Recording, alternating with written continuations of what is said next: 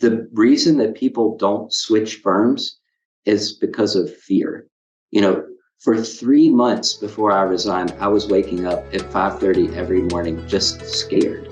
Hey everyone, Corey Whalen here, managing partner with Bridgemark Strategies. Thanks for attending my podcast today. I've published a lot of videos and podcasts on my YouTube and podcast channels to help advisors that approach me make the best decision possible when leaving Edward Jones. And I've covered multiple topics, such as speaking with an attorney that's represented hundreds of Edward Jones advisors in their transition to share best practices, just educate them on some of the independent misconceptions that may be out there through my experience, and just help them kind of understand what a financial advisor gains by making a move to independence or another employee firm. But through my experience, by far the most valuable part of the due diligence process for an advisor is when they speak with a peer who's done the same move as they're considering, and can, through the same language, just help them understand what that move took and what they gained through the transition. And that's why I brought on my guest and friend, Seth Whiskey, on the podcast today. He was a level 10 financial advisor at Edward Jones when he made the leap to independence 3 years ago, and really has a great story and has truly thrived on the independent channel. Seth, I really appreciate you coming on today. How are you doing today? Oh, it's a good day. It's Friday. It's warm. My team is working hard. We just finished tax season, so it's good. That's beautiful. It's beautiful. Seth, if you don't mind, just tell us a little bit, about yourself and how you even got to Edward Jones in the first place. Yeah, so I grew up on a farm in the Shenandoah Valley of Virginia. I'm the oldest of 5 kids. My dad has an agribusiness, and my mom was a special ed teacher. I went to the University of Virginia where I did engineering, and from there, I spent a year working on the Philadelphia Stock Exchange. I did not like it, and the day after my 23rd birthday, I started with Edward Jones. I was looking to move back to the Valley. I wanted to do something in the Valley, and I liked the concept of being in business for yourself, but not by yourself. That was something that was really promoted at the beginning of my career at Edward Jones. And my dad was a small business owner. I always wanted to be a small business owner. My mom was a teacher and helped people, and I wanted to help people. And that was kind of the natural fit. Awesome. Awesome. I mean, and you had some immense success at Edward Jones. You went from basically, zero to, what was your production when you left Edward Jones? So I started new in 2005. And I hit the $1 million mark on my 10th year. Awesome. And I think it was around 112 or 125 3 years ago when I left. I had about it was 175 million under management and 112 in fee-based assets. Awesome. When I left. So where did you kind of hit your stride inside of, Edward Jones? What do you think helped you, grow so quickly? Oh, hard work. It was a lot of hard work. I mean, I was in a small town with a lot of not ideal clients, and I look 16 years old. It was really just a lot of hard work, but I realized from a very early age that, everybody in the industry was kind of doing the same thing. And I really, really focused on planning, and I tried to specialize in, financial planning. And that kind of led to helping small business owners. And, the irony is the people that need the most estate planning, tax planning, and financial planning are people with the most assets. And so I was just very fortunate that what I was interested in was also what people with assets needed. Perfect. When did you get your CFP? That's a great question. I think I've had it for 6 or 8 years now. I probably got it, I don't know, around year 10, somewhere around there in my career.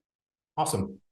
So Seth, obviously Edward Jones is a great firm, and they've had, tremendous success, throughout the years. But I tell financial advisors all the time, just because a firm is a great firm, it doesn't mean it's necessarily, the best fit for everybody. And I've talked about this many times before, but, in the recruiting world, we tell recruits, there's pushes that, make a financial advisor potentially, want to leave a firm. And then there's also pulls from the outside, industry, where financial advisors find things that are potentially really attractive, specifically in this example, about the independent side. So, what were some of the things that were going on at Edward Jones that were kind of a misalignment with, your business and where you wanted to take it? Yeah, so Edward Jones is really, really great at a lot of things, and I like their culture. But at the end of the day, when you're a W-2 employee, you are not the client of, of whatever firm you're clearing through. When you're an independent advisor, you are the client, and they have to focus on what's in everybody's best interest. And I just think that there's some of these misalignments. So I bought my first rental property when I was 23, and I bought another one when I was 28. And I realized early on in a low interest rate environment that through leverage, I could create some lessly correlated assets and, use financial leverage to help build net worth. Because I didn't know that I was going to be a level 10 advisor when I was 23 years old. I was just out, pounding the pavement, knocking on doors. And they were really, really against kind of those outside business activities. So that was one thing that was kind of a hard situation for me, is that outside real estate. Even though I was one of their quickly growing advisors, and I had absolutely no compliance issues ever. Just the outside business activities, really, really, they gave me a hard time about. And then, it's other little things, like I was the first commercial historic building in the entire valley to put solar on top of my building. I got myself in the newspaper. I got myself on TV. I really kind of put it out there, and I wanted my clients to do it because just, financially it made a lot of sense. And I came to loggerheads with Edward Jones, about that. I mean, that was a big argument between us. And then it got all the way down to even CFP. I have no idea what their stance is on it now. But when I was a CFP, they got to the point where they were, there was this whole fiduciary argument going on in our industry. And I was raising my hand. I'm a CFP. I want to be a fiduciary. I want to be held to that standard.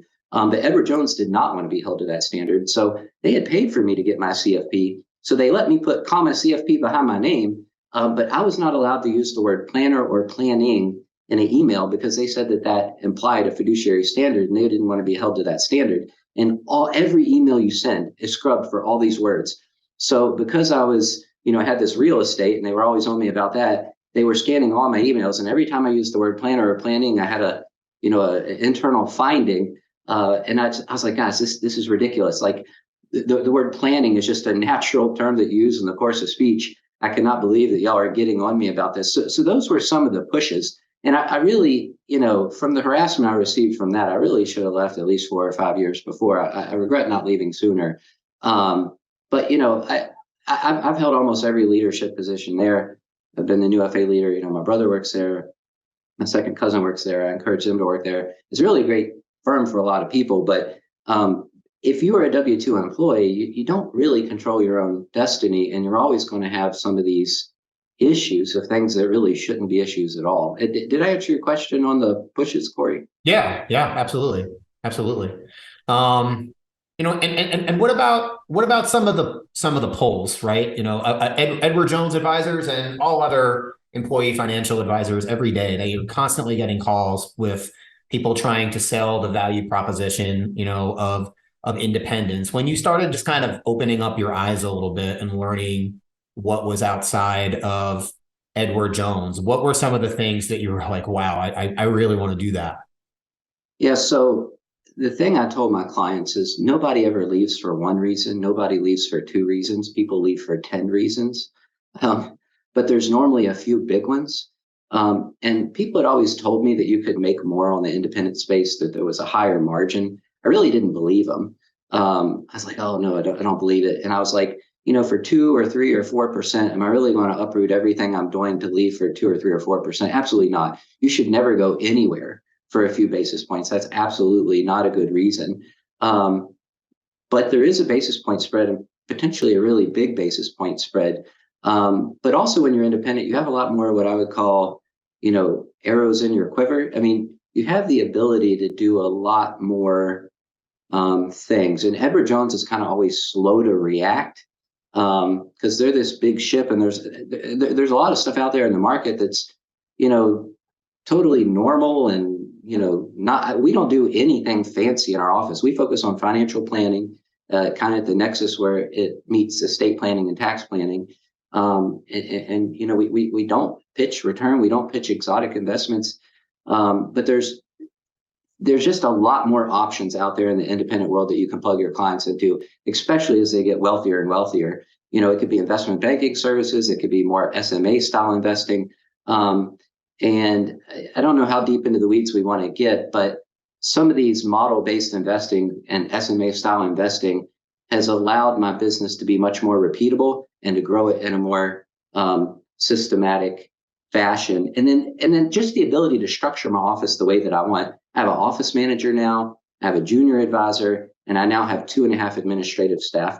I had become a workaholic. I got married 2 years ago. And the first 2 months of this year, I've worked the least I've ever worked in my life. I mean, I'm back to just for the first time in my career, just a really amazing work-life balance. And at Jones, I could always do that via, a good night giving away assets. But, what if you don't want to give away those assets? I'd already done 3 good nights in my career for almost $40 million. And I was down to just, relationships that I really enjoyed. And I didn't want to just give those to some new advisor that didn't have that much experience. I wanted to be able to manage it in-house and grow in a way that I thought was best for everybody, best for my clients, but also best for my staff and best for me. So there are a lot more pulls, but those are the first ones that came to mind. I probably should have written some reasons down before we spoke today. No, that's perfect. And something, that I really heard from you is, the other day we were talking and you just told me about, all this amazing growth that you're having, just kind of being left alone to do what you feel is right for your clients. So, more assets, less hours. Can you dig into that a little bit more in terms of, why that is? Yeah, so the first year was just kind of moving clients over that wanted to come with us and just kind of letting the dust settle. And then the second year, I was like, wow, I have the ability to hire some people. I need a junior advisor. Like, I'm getting married. I'm about to have a 10-year-old. Like, I want to spend time with my family. And so I just was looking for ways to create that bandwidth. And at Jones, we're never taught to think that way. We're never taught to think about organizational structures. We're never taught to think about, like, what is your business worth on the back end? And I started thinking through those. And, like last year, we brought in over $40 million of net new assets. And, we're up to about $200 million in fee-based assets now. And it allows a lot of growth for my team. I went to my 2 key people, my junior advisor and my office manager, and I just said, tell me what you like to do on an everyday basis. Tell me what the ideal career is for you 5 years from now. I thought I knew, but what they told me, I was right with half of it, but I was wrong with half of it.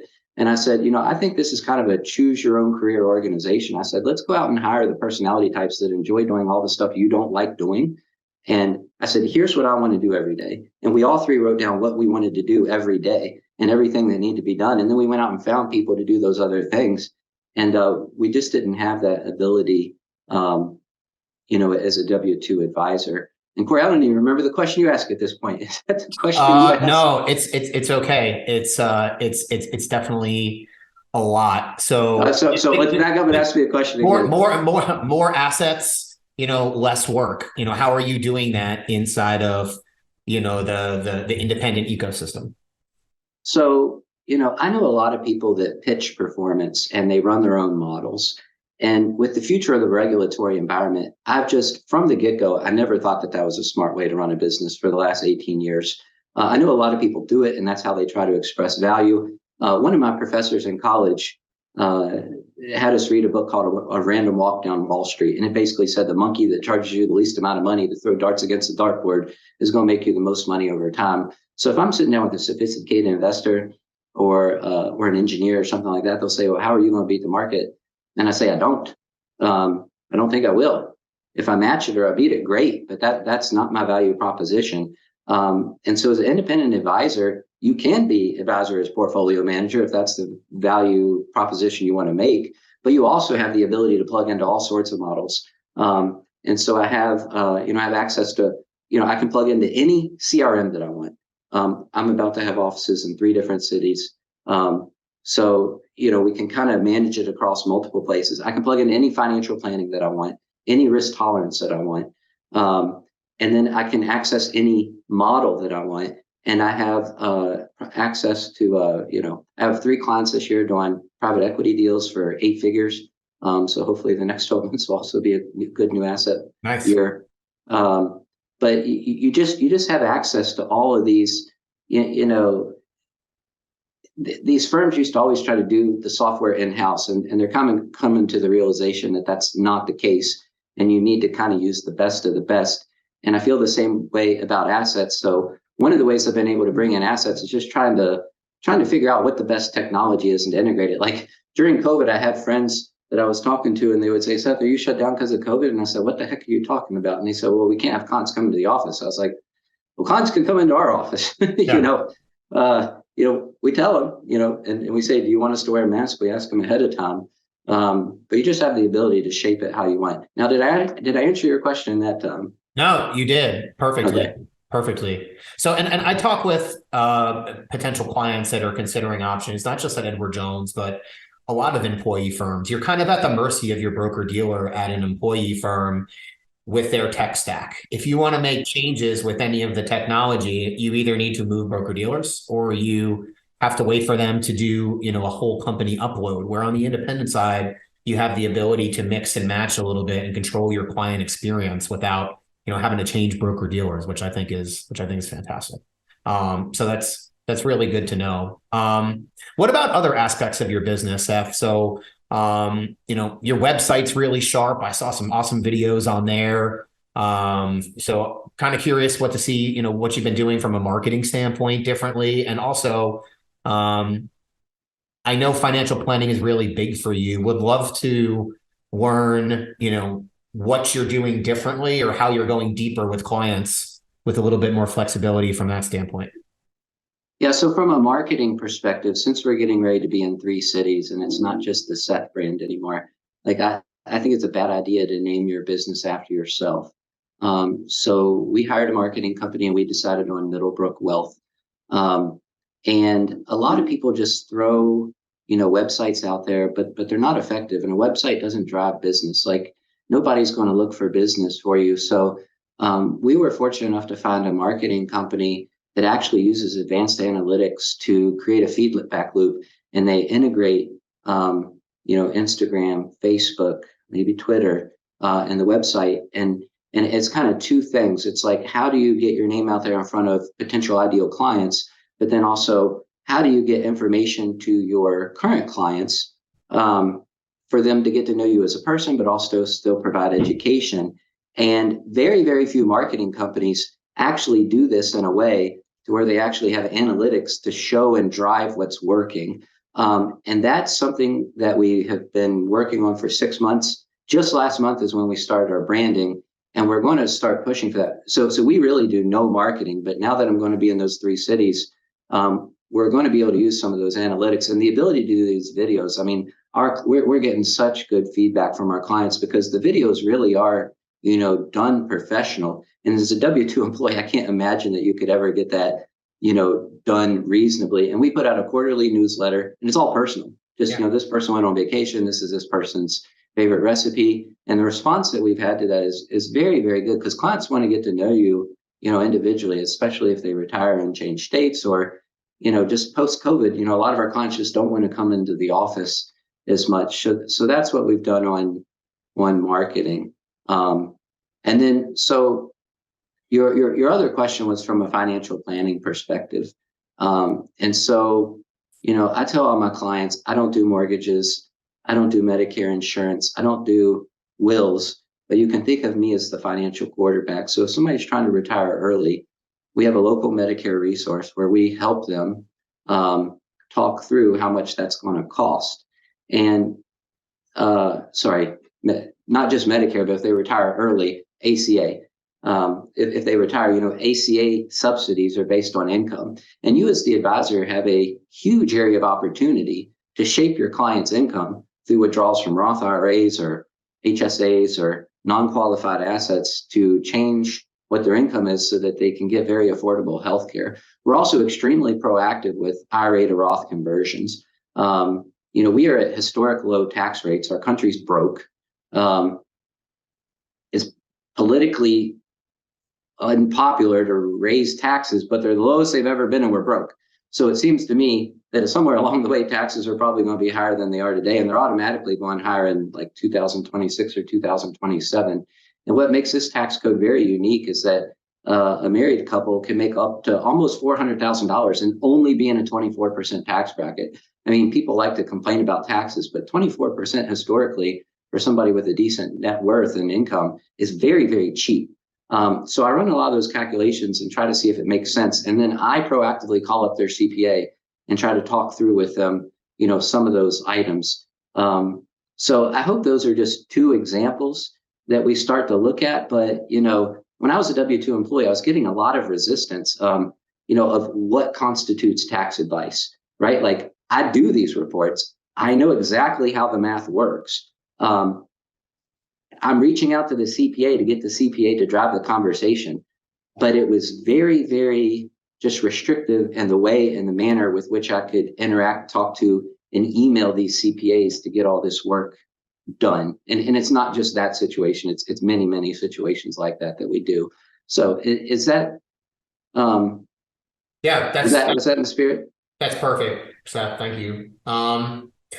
One other benefit I wanted to talk about before maybe we kind of go into some of the downsides. You've told me about some of the success you've been having with financial advisors approaching you and in the marketplace, being able to, acquire practices, not just inside of your broker dealer now, but, all over the community. Can you kind of just talk about that a little bit? Yeah, so it's interesting. Advisors are getting older and older and older, and there's probably recessions coming. And in the next recession, we probably will see a lot of these advisors say, it's probably time for me to retire. And I think the way the industry is going is what I would call multi-custodied assets. Now, I'm not saying that what is right for everybody is a multi-custody RIA, but when you are independent, you have the ability to buy other businesses. We are quickly growing. I'm not saying buying businesses is for everybody, but I'm currently in the process of buying 2 businesses with about $100 million under management. And I am, they asked Wayne Gretzky, there's a famous quote that said, "Wayne, how are you so good at hockey?" He's like, "It's easy. I just skate to where the puck's going to be." And I think the way that the industry is moving is to multi-custody assets. So I'm currently looking at kind of redoing how we're positioned as a firm so that I can clear through, as an example, I might be able to clear through Fidelity, Schwab, Raymond James, TD Ameritrade, Goldman Sachs.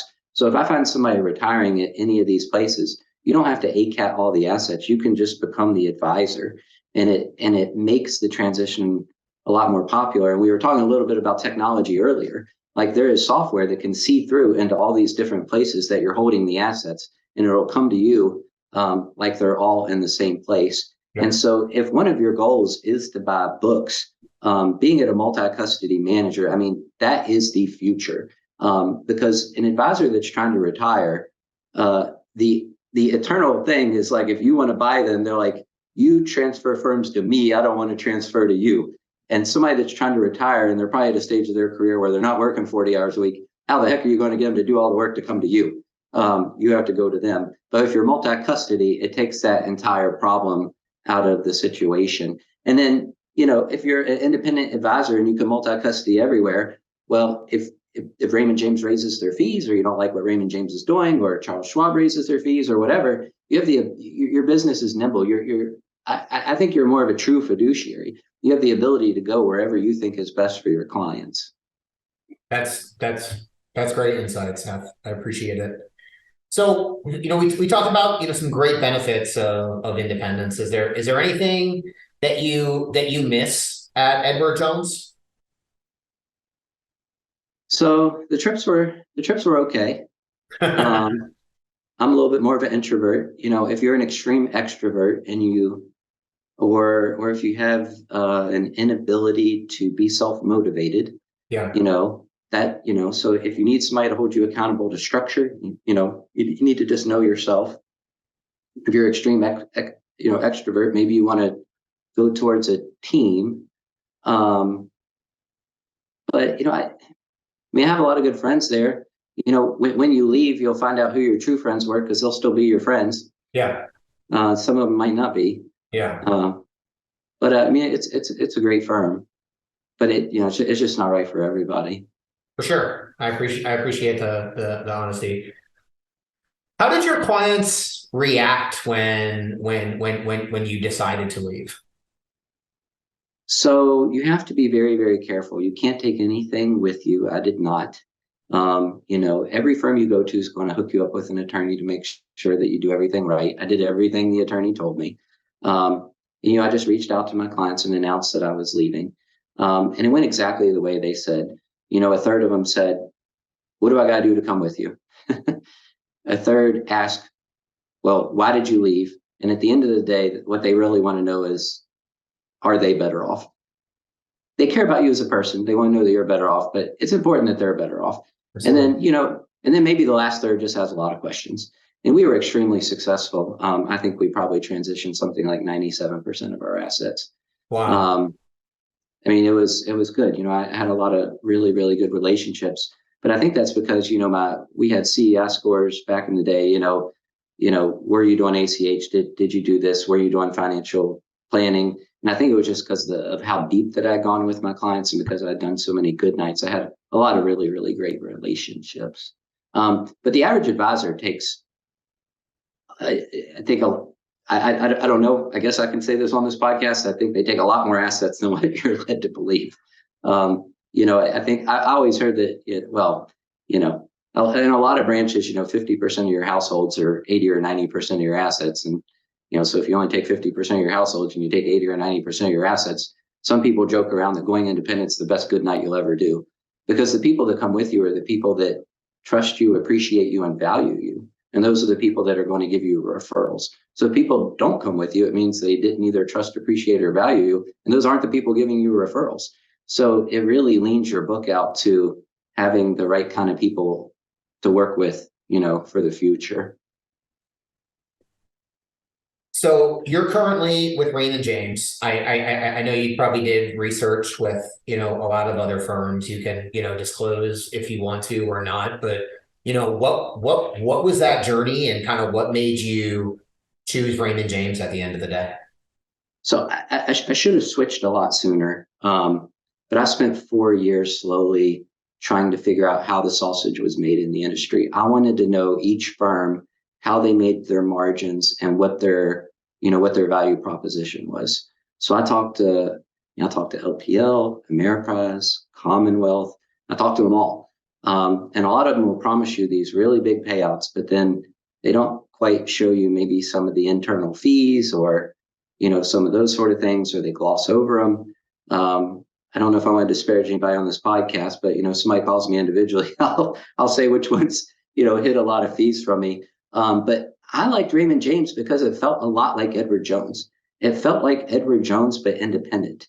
And I knew that if I went through the independent side at Raymond James, that I could easily switch over to a multi-custody model in the future without a lot of hassle. I see a lot of my friends that talk about leaving Edward Jones, and they either leave because they want a big check. Well, I encourage most people to not be lured in by the big check.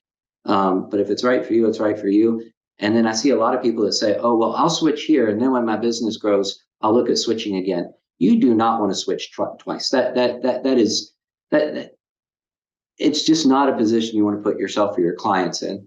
But I knew that Raymond James had the ability for me to go into the independent channel, and then I could go multi-custody extremely easily. So, yeah, did I answer your question, Corey? Yeah, absolutely. Seth, I mean, is there anything else? I guess one more question I have before we close this out. There's a lot of independent firms out there that have no brand. They're kind of behind the scenes and allow your brand to kind of, shine through. Raymond James allows you to do that as well, but a lot of Edward Jones advisors find comfort in having the Raymond James brand. Do you think you would have brought over less assets if you went to a firm that didn't have a brand versus the strong brand of Raymond James? I'm not sure. One of the reasons I also went to Raymond James is because it was a name that I knew my clients would recognize and that they allowed me to brand myself when I was ready. And now that we're 3 years in, we're rebranding ourselves. I really don't think that it matters that much because clients do business with you because of you. You know, the reason that people don't switch firms is because of fear. You know, for 3 months before I resigned, I was waking up at 5:30 every morning, just scared. And the morning that I went to resign, I woke up at 5:30 again, which is earlier than I normally wake up. And I just had this calm over me. I was like, it is game on. I know who I am. I know the value I provide, and I am ready to go. And I was just riddled with fear for those months. And when I got on that phone, I mean, it was game time. Like, this is what I do, and this is what I'm great at. So, I think most everything we worry about is just fear, and it doesn't actually really it doesn't really matter. You just need to be able to articulate why you switched, what's in it for the client, why they're better off, why your staff is better off, and why you're better off. And if you can articulate those concisely and in a honest way, I don't think it's going to matter. That's amazing insight, Seth. I really appreciate your time. Is there anything else that you think a current Edward Jones advisor that's, considering other things out there in the landscape should know or should be asking themselves right now? I held about every single position at Edward Jones except regional leader in the 14 years that I was there. They are trying to actively fix things because they are losing a lot of big advisors. And my opinion is that they're going to fix it just enough to slow the tide of exits. Because at the end of the day, you are not the client. You are a W-2 employee. Even if you're on that other channel, you're still a W-2 employee. So I think they're going to. I think just the nature of the dynamic of the relationship is they're always going to fix it just enough to where it's just annoying to where you just won't leave. And I do think they're going to slowly get better, but it's just, what do you want out of your future? One of the things we didn't even talk about was what your practice is worth. When you're an independent advisor, you can do it like I did and hire juniors and free up your time, but your practice is worth phenomenally more. I am now, my payout's higher, my tax rate is lower. I mean, you can build it any way you want it, and there are a pile. There is so many advantages. And a lot of my friends that are scared of leaving Edward Jones is like, well, how do I rent a piece of real estate? Like the idea of opening a business is just so overwhelming. Like I've got to sign a lease for internet. I've got to sign a lease for a phone. I've got to do this. But anywhere you go, if you need those things, they have an onboarding checklist and they're going to help you with that. And it's just amazing to me. Like, I have a friend that doesn't want to leave Edward Jones and he has an Airbnb and he thinks going independent is all this work, but he has an Airbnb. And I'm like, bro, I've got 3 Airbnbs. One Airbnb is way more extra work than being an independent advisor is. And so people just get their head wrapped around the axle with just all these things that aren't true. And so you do own your own business. There's a couple extra things that you have to do, but it's phenomenally less work than what you think it is. And you just have the ability to shape your own future in so many ways that just those few extra things are dwarfed by, but by your optionality on the other side. That's amazing, Seth. I really appreciate the time. I've always been immensely impressed by you, and I really can't wait to see what comes in the next 5 or 10 years. I really appreciate the time. Thanks, Corey. Let's do it again. Absolutely. Have a good one, Seth.